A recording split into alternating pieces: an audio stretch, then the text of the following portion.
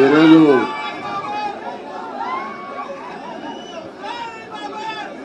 మొట్టమొదటిసారిగా నాలుగోసారి ముఖ్యమంత్రిగా ప్రమాణ స్వీకారం చేసిన తర్వాత హైదరాబాద్కు వచ్చాను. ఎన్టీఆర్ ట్రస్ట్ బిల్డింగ్కి వచ్చాను. నా ఆత్మీయులందరినీ ఒకసారి కలిసి అభినందనలు తెలియజేయాలి, కృతజ్ఞత తెలియజేయాలి అనే ఉద్దేశం దగ్గరకు వచ్చినప్పుడు మీరు చూపించే అభిమానం చూస్తా ఉంటే నాకెంతో ఆనందం, నాకొక ఉత్సాహాన్ని కూడా మిమ్మల్ని చూస్తా ఉంటే ఇంకా ఎక్కువ చేయాలనే ఉత్సాహం వస్తా ఉంది. వేదికపై ఉన్న వేదిక ముందర ఉన్నటువంటి నాకు ప్రాణ సమానమైన తెలుగుదేశం పార్టీ కుటుంబ సభ్యులందరికీ పేరు పేరున మనస్ఫూర్తిగా నమస్కారాలు, అభినందనలు. ఈరోజు ఇక్కడ మొన్న ఎలక్షన్ లో కూడా మనం పోటీ చేయలేదు, కానీ కార్యకర్తలు చూస్తే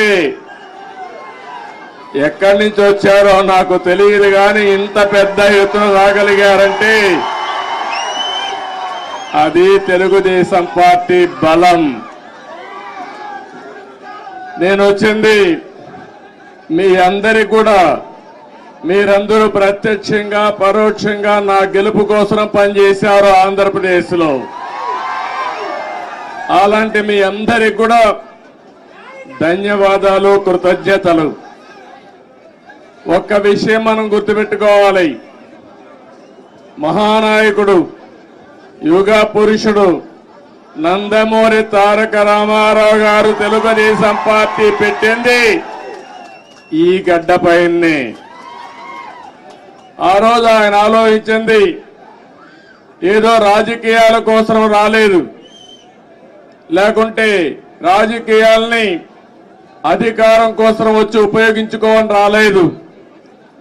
తెలుగు జాతికి అన్యాయం జరిగింది, నా జాతిని కాపాడుకోవాలని ఏకైక లక్ష్యంతో ఎన్టీ రామారావు గారు వచ్చారు. పార్టీ పెట్టిన విధానం కూడా మీరు చూశారు. ఎమ్మెల్యే క్వార్టర్లో ఆ రోజు ఏ విధంగా అయితే 10 మందిని కలవడానికి వచ్చాడు, వస్తే పెద్ద ఎత్తున ప్రజలు వస్తే అప్పటికప్పుడే తెలుగుదేశం పార్టీని నామకరణం చేసి అనౌన్స్ చేశారు. ఈ రోజు కూడా నేను చూస్తున్నా మిమ్మల్ని చూస్తా ఉంటే మళ్ళీ తెలంగాణ గడ్డ పైన తెలుగుదేశం పార్టీకి పూర్వ వైభవం వస్తుంది. అది స్పష్టంగా కనపడుస్తా ఉంది మీ ఉత్సాహం చూస్తా ఉంటే. ఒక్క విషయం మనందరం కూడా గుర్తుపెట్టుకోవాలి,